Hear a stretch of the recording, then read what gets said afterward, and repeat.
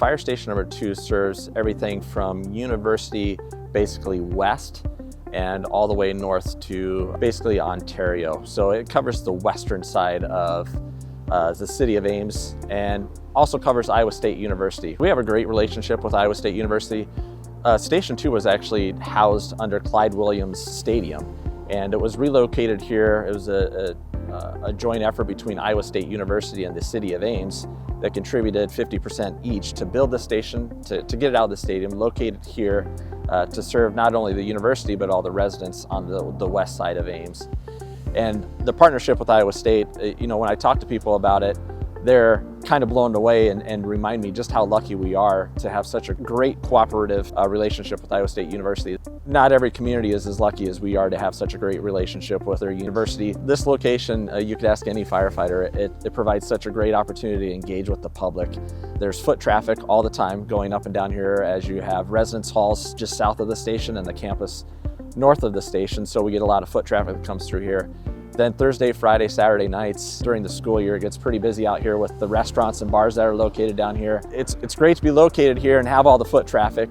However, when you have to back your apparatus in after every call, foot traffic becomes an issue. And so those Thursday, Friday, Saturday nights trying to back in, we'll usually have Ames PD here. We'll have our firefighters get off and actually stop the foot traffic and the regular road traffic so we can back in. It becomes dangerous. Obvious safety concerns there.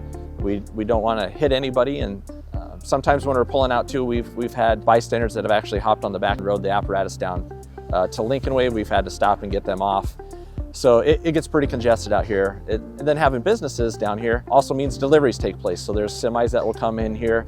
They do a good job of not blocking the driveway, but they'll park as close as they can because they have deliveries they need to make, and so they want to get as close to the business as they can. So sometimes you're going on to head-on traffic as you have to go around a delivery truck that's down here. And that could be Monday through Sunday. It just varies on when deliveries are happening, especially the foot traffic that happens out in this area.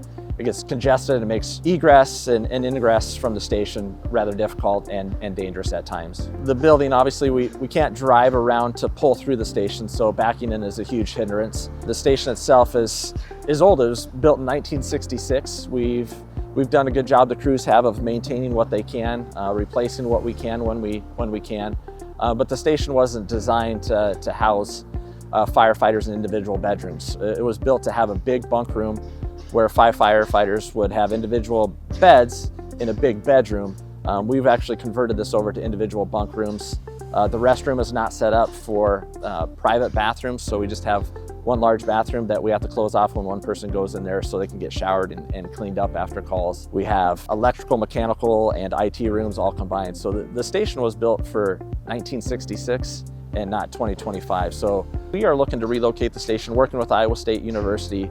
There's a piece of land on State Avenue, about 29 acres there, that the university has agreed to lease to the city of Ames for the construction of a fire station.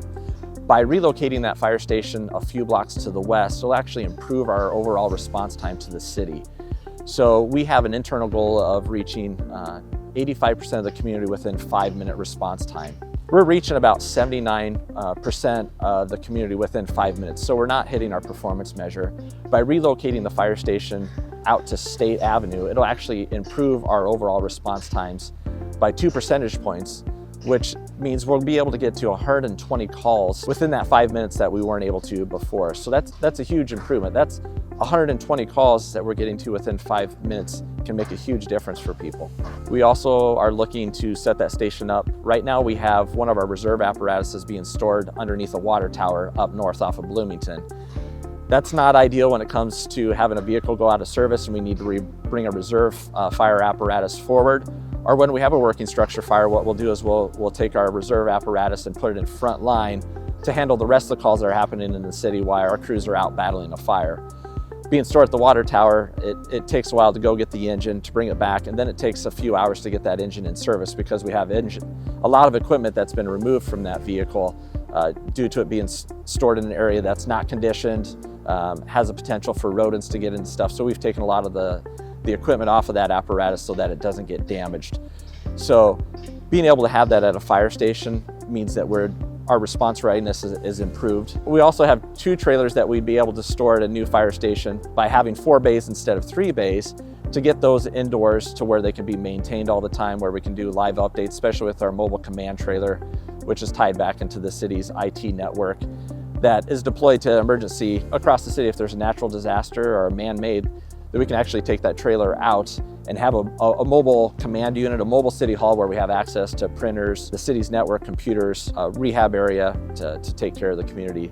So being able to get the reserve engine out of the water tower and to be able to get a couple of our trailers, the fire prevention and mobile command trailer, into a building is going to improve the longevity of those, allow us to maintain those, and it's going to really help improve our overall response readiness to the community.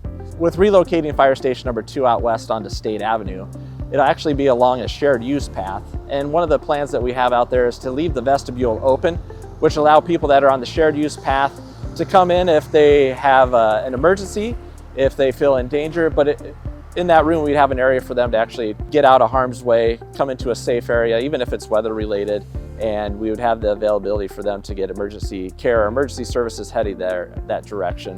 It would also provide some lighting for the shared use path out there to just improve security out on State Avenue. Even though this fire station is moving away from the heart of campus town, our partnership with Iowa State is not going away. In fact, it's only growing stronger, with Iowa State providing a lease, free land for us to relocate fire station number 2. One of the great benefits that we have working with Iowa State University is in our cooperative partnership is their investment in the community and specifically into the fire department. You know, they contribute 25% of our operating budget, which helps reduce the property tax burden.